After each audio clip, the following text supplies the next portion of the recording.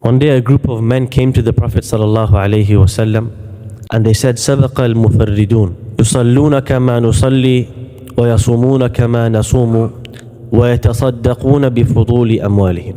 They said, the rich people have taken all the rewards in Islam. It's an unfair religion. We pray like they pray, we fast like they fast, but because they have extra money, they can give charity and we can't give charity, and so they are ahead of us. So the Prophet ﷺ asked his companions, أَوَلَيْسَ لَكُم مِّنَ الْأَمْوَالِ مَا تَتَصَدَّقُونَ بِهِ? Don't you have something that you can give charity with as well? They said, no, we've got nothing. We're broke. So the Prophet ﷺ said to them that every time you say tasbih, subhanallah, is a sadaqah. And every time you say tahleel, la ilaha illallah, is a sadaqah. And every time you say tahmeed, alhamdulillah, is a sadaqah. And every time you command the good is a sadaqah. And every time you forbid the evil is a sadaqah. And every time you're walking on the road and you see something dirty on the road and you move it off the path is a sadaqah. And you see somebody who needs to put something in the back of their car and you help them out with it or you lift it for them, is a sadaqah. And in this beautiful hadith, the Prophet ﷺ gives us an idea of how comprehensive and how many opportunities there are to worship Allah in day-to-day life.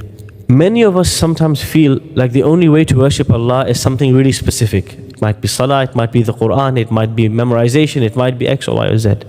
But the reality is that Allah has opened some opportunity for worship for you that He didn't open for me, and vice versa. And so the way that we should think is that we should always be looking for such opportunities. One day the Prophet ﷺ was in a gathering and he asked his companions, who amongst you has visited a sick person? And who amongst you have visited a funeral? And who amongst you has done so and so good deed? And every time the only person who would put their hand up is Abu Bakr as-Siddiq radiyallahu anhu.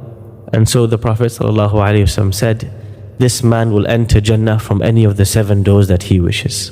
Because he's fasting voluntarily, he's going to the janazah, he's visited a sick person. There's so many opportunities, but he never said no, he said yes to every opportunity. But the one opportunity that the Prophet ﷺ mentioned, which is something that all of us can do on a daily basis, and is something that is so crucial, but many of us, we minimize the importance of, is the dhikr of Allah, the remembrance of Allah on a daily basis, especially in the morning, this morning time, and the evening time. When Allah talks about dhikr in the Quran, remembrance of Allah, He specifically mentions قَبْلَ طُلُوعِ الشَّمْسِ وَقَبْلَ الْغُرُوبِ, just before the sun rises and just before the sunset. Why specifically these times? رَبُّ الْمَشْرِقِ وَالْمَغْرِبِ, He calls Himself the Lord of the sunrise and the sunset. Bukratan wa ashiya, morning and evening. He keeps mentioning these 2 times of day. Nobody understands why. Oh, then in the last 50 years, the modern psychologists, self-help experts, they started writing. The CEOs started writing books. Oh, if you want to have a successful day, you need a morning routine. And you need an evening routine. And you need to do gratitude in the morning and evening. Gratitude to Him, to yourself. Because of course, people who don't believe in Allah, they make gratitude to themselves. Morning and evening routine, what's the purpose? What's the point? They say, oh, before you begin your day, if you spend 10 minutes to reconnect with why you are doing what you are doing, it will change the course of your entire day. And at the end of your day, before you go to bed, before you unwind for the day, if you spend 10 minutes remembering all that you have done and being grateful for it and asking Allah's forgiveness for it, it will change the course of your evening. And so these 2 times of day, you can say if the Prophet ﷺ was the most active man on this earth, these 2 times of day was the time for his rest and a time for pause. Many of us are so much on the go. Many of us are getting ready. We're going to go out to seek Allah's rizq and His bounty and His sustenance today. But we don't give ourselves time to charge. The battery needs charging. If you don't charge the battery and the battery dilutes, then we start to feel the pain of low iman in every part of our lives. The charging of the battery, the Prophet ﷺ, he would have a pause and a rest in this time of morning and this similar time late in the evening, just to recharge his battery. He would not move from his spot until the sunrise in order to be in the remembrance of Allah.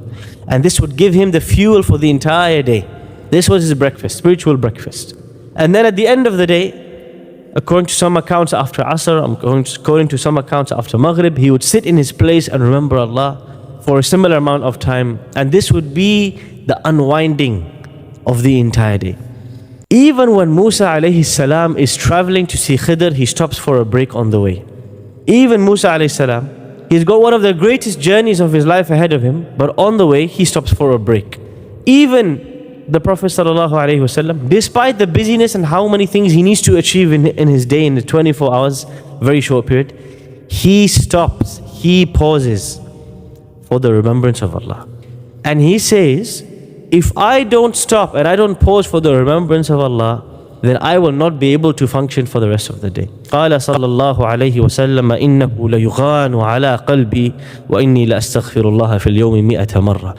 He said, every time I feel my heart feels distant, I feel my iman is not as it usually is, I stop, I pause, I take a break, and I seek Allah's forgiveness 100 times.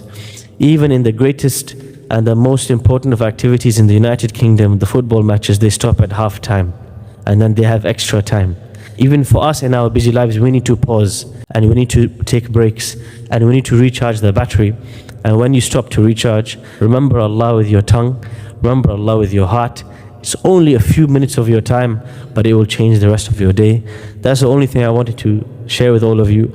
Is at the end of Sahih al-Bukhari, Imam al-Bukhari mentioned kalimatani. There are two sentences, خَفِيفَتَانِ عَلَى اللِّسَانِ, light on the tongue, حَبِيبَتَانِ إِلَى الرَّحْمَنِ, but beloved to Allah, the most merciful.